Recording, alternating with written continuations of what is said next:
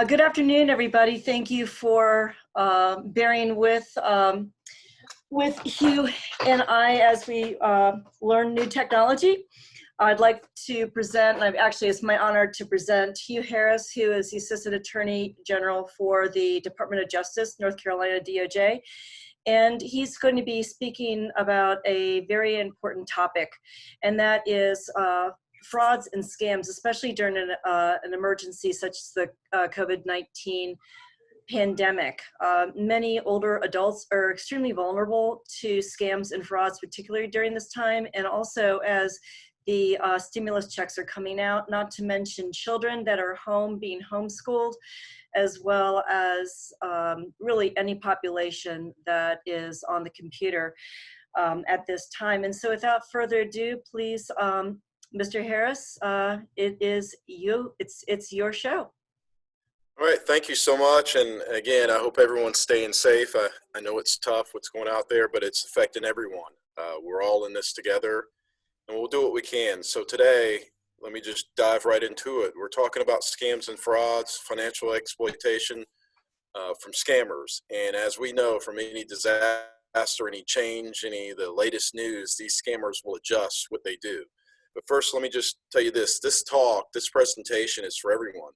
Even though I may say the elderly may be more at risk for certain scams, but it can affect everyone. And also middle-aged people, as I tell people, protect your elderly loved ones, your aunts, uncles, parents, whoever you're taking care of, just remember them. And also 18, 19-year-olds, they can be victims of scams also. So let's go right into it. So obviously, North Carolina Attorney General Josh Stein, his main duty is to protect everyone in North Carolina. And I used to be in this consumer protection section where I actually litigated and went after the scammers. Now I'm in the public protection section. And then this section, we get to travel the whole state, educating everyone on consumer protection, scams and frauds, internet safety, ID theft, cybersecurity, data breaches. We also talk about domestic violence, sexual assault, and we will draft some policy and legislation. An example of that is morepowerfulnc.org, which I tell everyone to look at. It's dealing with the opioid epidemic, which I can't imagine if someone's going through that struggle, or you have a family member or a friend you know, especially during this time, during this shelter in place, making sure they're doing okay. So please check out that website and you can educate yourself on it. But let's get into the scams and frauds. So we know what the coronavirus is. We kind of know what's going on. We hear it, but the news can be daunting if you listen to it every day. And sometimes you have to be careful because some of the news could be false. And you don't want to spread it on Facebook. You'll create panic. And of course, scammers will do that. They'll create panic. They'll build up a story just so you can purchase a product from them. Our statistics on scams will also go through, and that's what I mean by the myths, where people will say, look, I heard that you can catch the coronavirus from trees or going on a trail or something like that. Educate yourself. Don't just isolate yourself. And remember, we all are going through this. So the miracle cure, we've seen this, we've heard about it sometimes lately on the nightly news. People will offer a cure for this coronavirus, or a cure to cleanse your home, or to make your car safe. And that's the dangerous part. They'll say it'll make you safe against the virus, or even they'll have, these new masks that are specifically for the coronavirus. You can purchase them and they'll protect you. And you go out there, you purchase this product, and it may not be a product at all, but sometimes if you get a product, it may not be, of great quality, and it could cause you to get sick. So that's the dangerous part. And as I tell people, anyone offering any sort of miracle cure, investigate it, talk to family members. If it sounds good, the natural, we're going to use natural substances that you can take, this vitamin that'll protect you against this coronavirus. Look, report it to us, because we don't want people to fall victims to this. We don't want people to purchase money to that. And I put the number, our website right there on the presentation, www.ncdoj.gov, or 1-877-5-NO-SCAM, SCAM, or 919-716-6000. These are numbers that'll be at the end of the presentation, so please remember that. Also, the robocalls, we know you're getting them. You're at home now. We all are. So they could be coming in, if not more frequently than they have in the past. Now, I can tell you, North Carolina Attorney General Josh Stein led a coalition of attorneys general across the United States talking to the FCC, Federal Communications Commission, to relax some of their regulations so that the cell phone carriers could block these robocalls before you even receive them. So that's some of the work we've done. The latest thing is you can actually file a complaint on the robocall phone number that you received.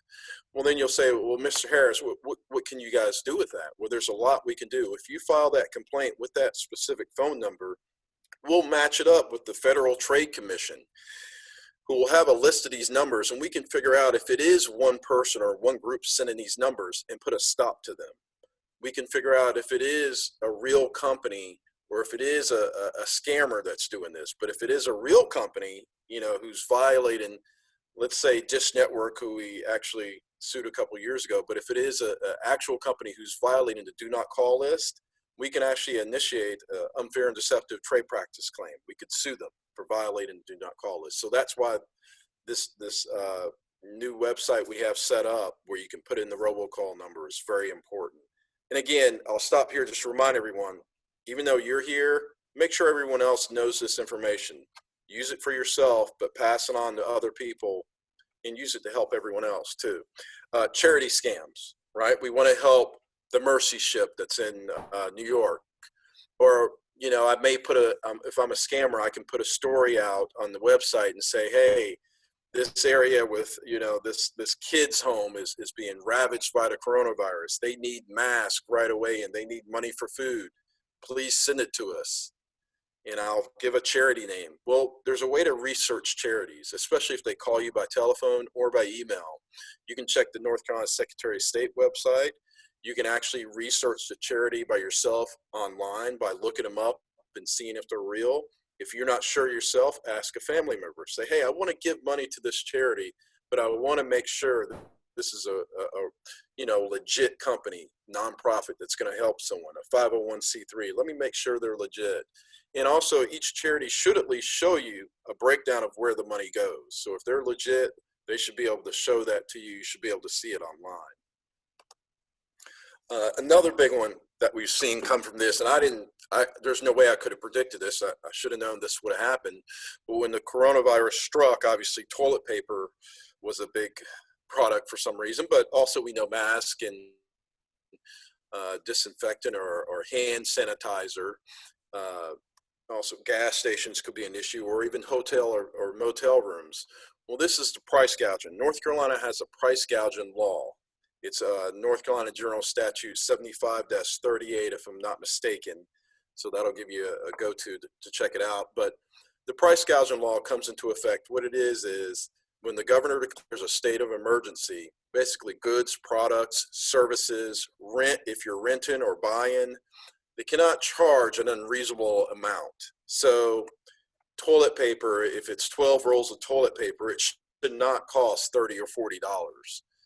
Mask, 3 masks should not cost $30. That's outrageous. That's unreasonable. And this law is in effect to protect the people. So we actually have a hotline that you can call, and also a price gouging complaint that you can fill out. And what I tell people, when you see it, whether it's gas, whatever the product is, water, whatever else people are taking off the shelves from grocery stores that's getting sold out. And I'm not just saying grocery store, anyone that's selling it, whether it's online too, Amazon, you can report it to us.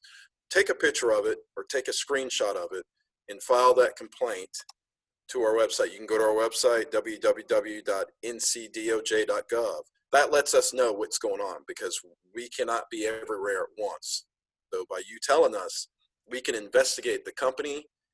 We can put a stop to it because we know everyone's relying on these products, especially during this time. Another big good order that came out of the governor's office I thought was excellent. But this is usually a question I give when I give the scams and fraud presentation. So you can get a phone call, and scammers are good. They can spoof their phone number, and they'll say, hey, I'm this utility company, and they'll know your name. You're Mr. and Mrs. Such and such. You forgot to pay your power bill, or we're cutting off your power or water. or your landlord saying he's going to evict you for the past due rent. Well, there's an executive order in effect right now from the governor, and there's the website right there. You can click that link and check it out, but it puts a stop, and the North Carolina Utilities Commissions put a stop to, your power being cut off during this time, or water, anything like that. It covers. Also, there are no the landlords cannot evict you, because we've talked to sheriff's departments. They don't want to go through that. They know that we have sort of a bigger cause going on right now with this virus, but also the courts.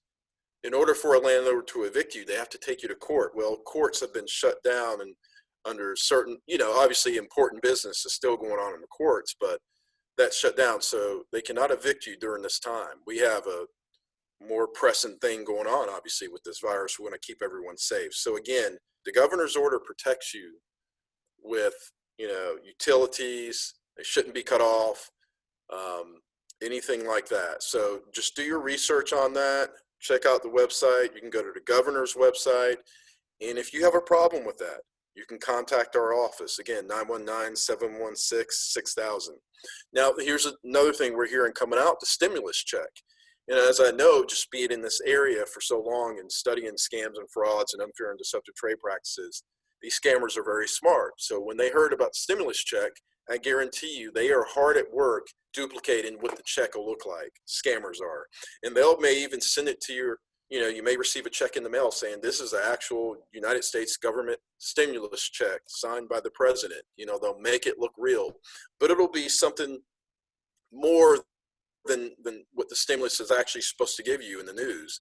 And they could say anything. They could say, hey, we're going to give you 10,000 because, we looked you up. You're approved for more. We gave you an extra stimulus the government has. But what I need you to do is please send $1,000 here, send $3,000 here once you cash that check. Keep the $7,000 for yourself. We still have to move this money around. That could be a scammer. Or they can call you and say, look, we're getting ready to send have you received your stimulus check yet? Have you received it in your direct deposit? Oh, not yet. Yeah, there's a reason we need to verify you are who you are. So, ma'am or sir, they may even have your name. They'll say, give us your social security number, and they'll act like they're typing on a computer. Don't ever do that. Don't ever give anyone your social security number over the phone. Don't give anyone your checking account number over the phone. Those are scammers. Banks, businesses will not ask for that information over the phone. They know that.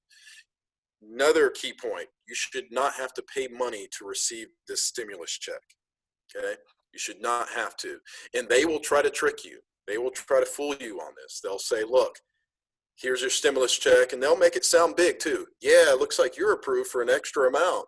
By the way, there is an administrative fee to receive that check. I didn't know if you probably didn't hear about that. And also the IRS is going to take taxes out on that check right away too. So you have to pay that up front. So you have to pay $150 to receive that check. Do not fall for that. Hang up. And as I tell people, verify. Verify this information. The IRS has a website set up for the stimulus check. Google search government stimulus check. Check it out yourself. Telephone call them. That's all it takes just to verify that information is correct. Now, I know we have the virus scams that are specific, but as I tell people, don't get caught up in the type of scam or the way they twist it. The scams are always the same, and there's certain skills, fundamentals we can do to beat them. But the other scams are still going on. Telemarketing, do not call. This is 2019 statistics we received from the North Carolina Department of Justice. Motor vehicle scams, elder fraud is still up there. Home repair scams, healthcare scams.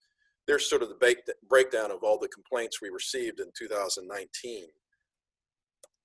Some of the statistics, over 1,200 on elder fraud. That's where the elderly were targeted or victims of scams here in North Carolina for 2019. Over 1,500 violations for the do not call registry. Elderly, I just want to run this really quick so people understand that they are at risk because of financial liquidity, easy accessible, especially now with this coronavirus. Everyone has a shelter in place. No one can come around them at times. They may have certain obsessions, depressions, medication cycles can affect their judgment, chronic illness, physical impairments. mild cognitive impairment, dementia, early stages, or Alzheimer's, and no one may know about that, and they still may have access to their bank account or checking account. These scammers will really target them and try to take the money. So especially during this time when you're not able to go see mom or dad or aunts or uncles or grandparents, call them, keep in touch with them, make sure they're doing okay, make sure they're not falling victim to any of these scams. Ask them, tell them, hey, I heard this talk from the North Carolina Department of Justice. He was talking about these sort of scams. I heard that's going on now. Also, fear. Some of these factors is fear with the scammers use. Like I talked about the virus, they'll use that as a factor. Grandparent scam. They can call you up right now. They've adjusted it, right? Before it was, I'm going to call you in the middle of the night and say your grandson or granddaughter, you know, I'm calling from Mexico. I'm a Mexican federale, right? And they're here in jail. You have to bail them out, you know, send the money. Well, now I could say, hey, grandma, granddad, hey, your grandson that was in college here, he's actually in the hospital. Yeah, he's in Montana, of all places. Go figure. He had one phone call to make, and I have a bunch of phone calls to make, but he actually got this virus, this COVID-19. He's in dire straits. He needs money for medical treatment. You need to send it right away. Do not hang up the phone. You are the only person, you know, we had to call. So don't fall for these. Hang up the phone. Verify it. Call their parents. Call the grandchild themselves. You verify this information. We're on the computers a lot now, just like I'm doing right now. So if that virus pops up on your computer while I'm talking, what should you do? Should you click on anything here? It says all of a sudden you have this virus, and it kind of scares you a little bit. Shut down the computer, click the X, get out of that window. Same thing with cell phones. They can catch a virus if you download it. Exit out of that. IRS scams still going on because, again, you're accessible right now. You're at home. This is a big one. It's always been number one, and I think it's going to be number one after this virus thing too, is loneliness. So usually I tell people, if you're with someone, you've been married or, you know, had that loved one with you for a long period of time, and all of a sudden that loved one passes away after 30 or 40 years, and you want to fill that void. A friend of yours tells you to check out this chat room, and you do, and you actually meet a sweetheart. You know, they call it a sweetheart scam. Unfortunately, you're not able to meet that person face to face. You will never see them face to face. They will always chat with you on the phone or on the computer, however they can. They'll send pictures, and believe me, they'll look beautiful. They'll look like a retired Hollywood actor or actress. And they'll tell you how they're, you know, in their 60s or 70s, and they're a successful business person. They're worth millions. They're probably in the Congo in Africa, you know, helping build a school and a hospital and helping people out with this COVID-19 that's going on. Or they're on a mercy ship. They could say, hey, I'm on that ship in New York City right now. I can't get off it. I'm donating my time and money. And all they want to do is talk to you. And you are accessible, especially now, because you're in the house. You're accessible nonstop. And they'll be your best friend. They'll agree with you on everything. They'll be there for you. They'll tell you they love you. They'll tell you whatever you want to hear. And then they'll come with the bad news, which is, look, not that they need money. They'll never ask for that straight up. They'll say either they're in Africa, there's a coup, they took over the government, I can't, you know, they shut down the banks, I can't get to my money, I can't build this school and hospital because, you know, when I complete this job, we're going to be together. Well, I can't complete the job now, so I need you to take 20,000 out of your 401k or your pension. Hey, I'm rich, we'll be rich together, it's no big deal. Or I'm on the mercy ship, I need money, I can't get a hold of my account, I just need some money to carry me over, if you could send that to me. You know, just different excuses just to get the money. And I tell everyone, if you can, again, this is a reason to keep in touch with anyone and everyone, especially during this time. Talk to them on the phone, put them on FaceTime or whatever video chat you have. Let them see the kids and let them see you, and just ask, how are you doing? Not just superficially say, hey, you talking to anybody online, especially if someone who's lost a loved one. Just see what they're getting into, and then tell them about this. Say, hey, I heard in the United States the sweetheart scam was number one. Did you know about that sweetheart scam? Here's what they do. Let them know about it. So some of our tips, and I'll run through these, just I don't want to keep you on here too long. Number one is, it's too good to be true. That's true about anything. You know, you shouldn't receive a phone call from Toronto saying they're from the Canadian lottery. You won 50 million. You also won this brand new Mercedes Benz. that's going to be sent directly from Germany or something like that. Don't fall for that. Hang up.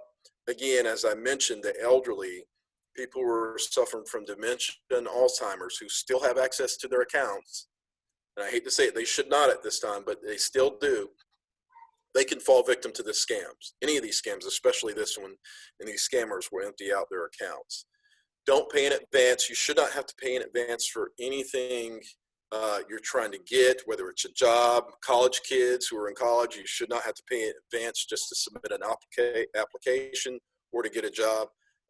Or home repair work, you shouldn't have to pay the full amount in advance either until the work's completed. You should be able to see the job and say, hey, yeah, I'm satisfied. Here's your full amount. Pay with your credit card. It gives you time to dispute the charges. Number 3, protect your information. We're online now. Make sure you have passwords.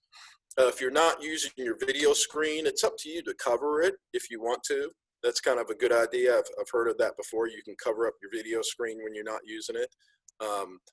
Passwords, make them strong. Why not now? The whole family's at home. You got kids that are online. Say, hey, family, here's what we're going to do. Each of us are going to have a sheet of paper. We're going to put all the websites we're on, and we're going to put our usernames and passwords. And we're going to make sure our passwords are strong. And then we're going to keep our sheets of paper in the a room in the house, where we keep everything safe, whether it's an office desk or something like that. So we all have them. Update these passwords. If they're over a year old, you need to change them. Definitely. Now, do your research on companies, talking to friends. You can contact our office, the BBB. Make sure these companies are safe, especially home repair. I heard that's going on a lot now, the home repair scams also. So check up on these companies and contractors. Monitor your accounts. Hey, you're at home, you're online. Look at your accounts, your checking account, savings account, 401k, pension, whatever you have.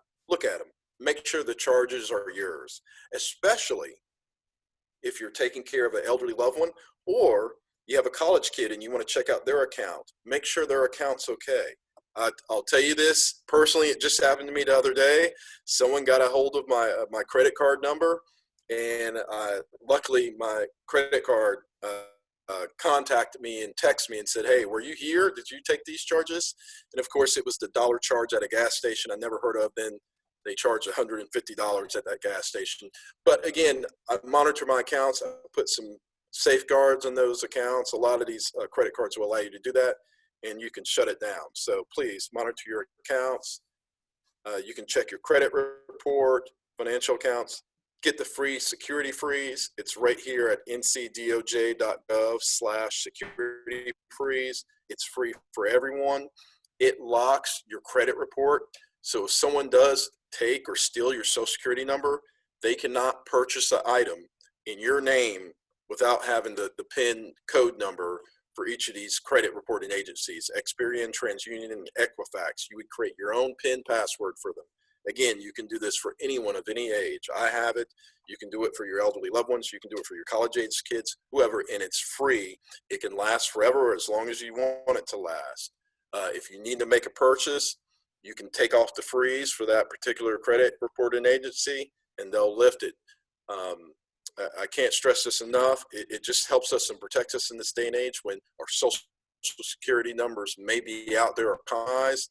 At least you have peace of mind saying, look, my social security number, I know you cannot, you're not going to be in California somewhere purchasing a boat in my name without me knowing about it, because I have a PIN password and my accounts are frozen. So please check it out. It's more information on that online. Obviously, you can opt out on credit offers. All of that information is online. We kind of talked about the do not call, do not answer. There is a do not call list. That's for legitimate companies not to violate it. Now, the spoofers, they're the ones who will violate it. They don't care. They will violate the law. That's what I gave you that information at the top of this presentation to report those spoofing numbers. Did it near the end here. If you're elderly and you have a financial institution, please submit a list or one person that you trust, whether it's an adult daughter or adult son, to that bank. That's a key piece of the law, and that lets that bank know, hey bank, in case I come in this bank and I'm not of sound mind and I'm trying to send that money to that girlfriend or boyfriend overseas in Africa, I'm not thinking right, you can actually stop it. You can contact that person I gave you, and they can kind of put a stop so I don't send all my money there. So again, that's a North Carolina law. Each bank will allow you to do that. It's actually a very good thing. Operation Silver Shield. This was instituted before the virus came down. It was to protect the elderly because we knew the elderly were being targeted relentlessly here in North Carolina and throughout the United States, of course, but especially here. Information on that is online. So again, just some of the stuff I talked about, just talk to each other, check in on each other even more now if you can. Just do what you can. Just call, and don't just call for 2 minutes and hang up. Call and see how they're doing and talk about some of these scams. Talk about the virus. Talk about the real news to them, to anyone that you're spending time with. What DOJ does, we have a lot of tools at our disposal when you do file a complaint with our office. We can do a wire interdiction, meaning we can stop or block a second wire. We can investigate a company. We can get a temporary restraining order to shut a company down, shut the owners of the company down. More importantly, we try to get restitution. So obviously what to do if you're a victim of a scam, file a complaint. And this information is on this presentation here. You can check it out. We have the phone numbers. You can go online. So if you have any questions, I think Diane and then we'll have that set up for everyone.